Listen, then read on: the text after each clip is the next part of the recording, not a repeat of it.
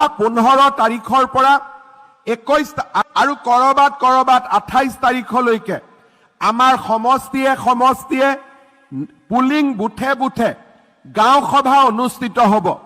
এই গাঁও সভাবিলাকৰ মাজেদিয়ে আমি ৰাজ্যখনত তৃতীয় যিটো অৰুণোদয় তৃতীয় সংস্কৰণ বুলি আমি কওঁ তাৰ হিতাধিকাৰীসকল আমি নিৰ্বাচিত কৰিম। ইয়াৰ ফলত আমি দুই ধৰণৰ মহিলাক নিৰ্বাচিত কৰিম। এটা হৈছে যিসকলে পুৰণা অৰুণোদয় পাই আছে তেওঁলোকে নতুনকৈ অৰুণোদয় পাব যোগ্য হয় নে নহয় তাৰ বিষয়ে আমি বিচাৰ আৰু বিবেচনা কৰিম। অৰ্থাৎ কোনোবা যদি কাৰোবাৰ ঘৰত এই সময়ছোৱাত চৰকাৰী চাকৰি হৈছে, আৰ্থিক অৱস্থাৰ উন্নতি হৈছে, তেতিয়াহ'লে তেওঁলোকে অৰুণোদয় তৃতীয়টোৰ বাবে তেওঁলোক হিতাধিকাৰী হিচাপে